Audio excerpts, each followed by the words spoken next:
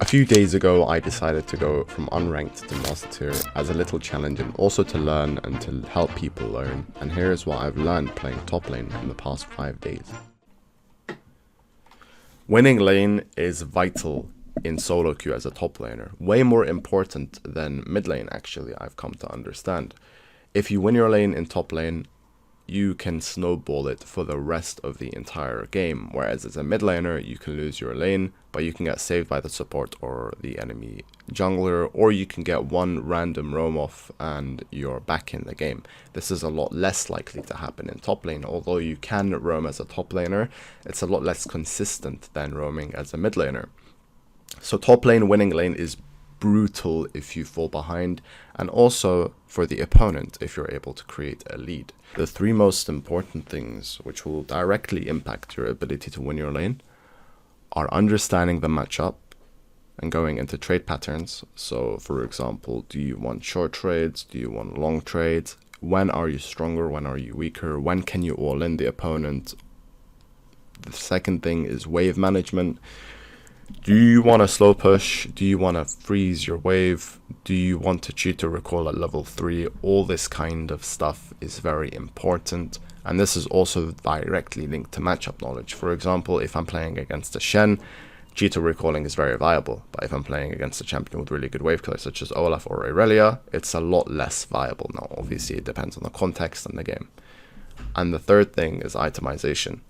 Understanding itemization is very important. I can make a completely different video since it's too in-depth for me to talk about in such a short context, but itemization is very important. An example of these concepts going into play is this game where I played Kennen into Jax. This was my last promo game, and I played this matchup before, first timed it in my life, and I thought, okay, you know what, Kennen counters Jax, I'm just going to fight him, I'm just going to play very aggressive, and I didn't lose my lane, but I didn't really stomp my lane either. But then I played it again, I understood that you have the slow push, such as here, and I also understood that you really want to have your passive, at least one passive stack on the Jax before you trade with him. So for example, as you can see here, I'm playing very safe. I know he's going to go for this minion.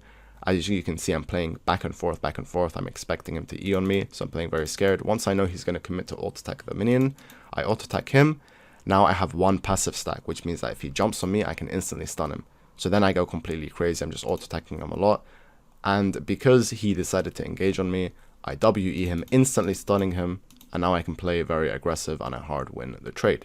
This is an example of understanding the matchup and understanding small little details which will cause you to win or lose your matchup in relation to wave management and matchup knowledge. Now in terms of top lane, I've seen so many top laners who do so well in lane and then they completely mess up their mid game. Now in terms of mid game, I've broken it down into 4 concepts, which are objective control, cross maps included. What a cross map is let's say the enemy is doing Drake. If you go and take tier 2 top turret and you trade Drake for tier 2 top turret, that is called a cross map. Tempo, which means being on the map at the right time. This includes stuff such as recall timings, all that kind of stuff. Roaming, are you pushing top turret and then doing golems, or are you pushing top turret and then roaming and trying to gank mid lane or helping a mid team take mid turret? This is under roaming. And split pushing is when it's, you know, let's say 25 minutes into the game and you're trying to take tier 2 turret, you bait 2 people to come bot lane, and your team that gets Baron. This will fall under the category of split pushing. Now all of these situations are very game by case. For example, in this game I'm playing with a Kayle top lane who is fed. My bot lane is not doing so well, but me and my Kayle are doing good. So I decide to play 1-3-1. But there's a lot of things and a lot of concepts in terms of mid game, such as 1-3-1, split pushing. For example here, am I supposed to be taking tier 2 or should I just continue to push? For me, I made the call to push because I see that my Kayle is pushing. But in a different game, I would do something different. All of these decisions fall under the category of mid-game. And they definitely are concepts that I would have to go over in a separate video because you can't go over these concepts in such a short amount of time. And now to go into another extremely important concept when it comes to climbing in solo queue as a top laner. I've seen players who are master tier, who are bad at laning, bad at mid-game, but very good at team fighting. And team fighting will fall under honestly many different categories, but I'm gonna go over just a few. One of the most important points is understanding what your role is in a team fight. I'm going to show you guys two examples with two different team comps and how your role may change within two different team comps and how you want to play around it. Now, let's say you have a fed Jinx Lulu on your team. The enemy Ezreal, Corki are not so fed. Maybe the Darius is fed and the Evelynn is super fed. How do you want to play this? I'm going to let you guys take a few seconds to think and you can maybe comment below. Now, the way that you want to play this fight is very simple.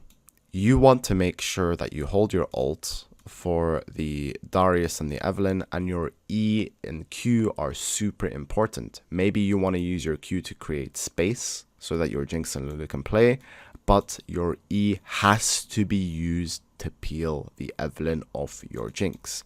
If you decide now to E flash onto the enemy team and you think to yourself, well, I'm tanking, they're on me, and my Jinx should be able to be fine, you're trolling.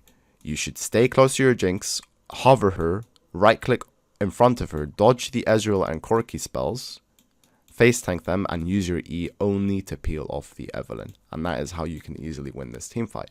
Now, scenario number 2, you are playing Camille top, you're playing against a fed Cog Lulu, everyone else is not so strong, and you have a complete dive comp on your team. Now, like I said, guys, maybe your team comp will look a bit different, but the point is you're playing Camille. There's a game-winning team fight. How do you want to play? The most important thing is that first you're able to get a flank set up with a sweeper before the team fight starts. You want to position yourself in a flanking position. You want to be patient, wait for the team fight to start, and then you want to flank on and try to kill the Kog'Maw. That's how you want to play this fight. If you now decide to go and engage on the Ornn, you are trolling because Kog'Maw is just going to kill your entire team. So these are examples of how two different comps are played differently. Now, obviously, there are so many variables when it comes to this and so many details that it's not this simple, but these are just two examples. Now, the other points within team fights are, when should you be team fighting? Do you want to be team fighting whilst the enemy bot lane is super fed and your bot lane is completely useless? Or do you want to try to win the game in a different way, maybe through split pushing?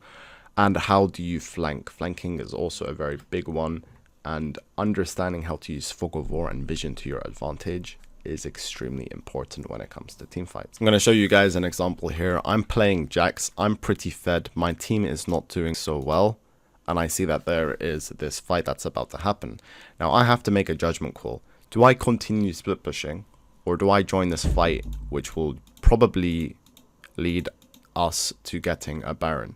Now, I'm able to judge the situation on my own. I see that I have a really good flank position. I see that Swain ult is basically about to fall off. So I decide to make the judgment call to engage. Now, as you can see, I'm playing it quite slow. I have my flash up. The reason why I'm walking back and forth like this is because I'm waiting for Singed to be farther away from me. I engage on the Singed here, and the reason why is because I'm waiting to create more space, and I'm waiting for them all to try to tunnel vision onto me. And then the second that they all come close, I decide to flash engage with my ult, get a 3-man stun, 3-man ult. I'm now super tanky. As you can see, I played it very patiently. I did have the opportunity to just flash in and go in, but I wanted them to think that I didn't have flash, so I wanted to give my team space to join, which is exactly what I was able to do. Stuff such as this, small details such as being a bit patient, waiting a bit, you know, finding the right opportunities, the right angles is extremely important, and also knowing when to engage. These are all things that are very game by game, very case by case. The best advice I can give if you want to learn to have the right feel for when you should join team fights versus when you should split push. Whenever you lose a game and you are split pushing or team fighting, watch over the replay and ask yourself, should I have split pushed in this situation, or should I have just continued to team fight? And the way that you can know is just look at your team, look at the map, have good map awareness. This is very important. Map awareness is extremely vital because it will allow you to understand when you should be grouping and when you should be split pushing. Thank you guys all for watching. My next challenge is going to be in top lane. I'm probably going to do the same thing, where 3 most important things, or 4, whatever number it is, most important things for jungle. So if you guys did enjoy this video, if it was beneficial, please do like and comment. Tell me what you guys think. I really do enjoy engaging with you guys during the comments section below. So Please do comment whatever you want. I read and reply to all of my comments. And I'll see you guys next time. I'll be streaming at twitch.tv lolgalul. I'll see you all there.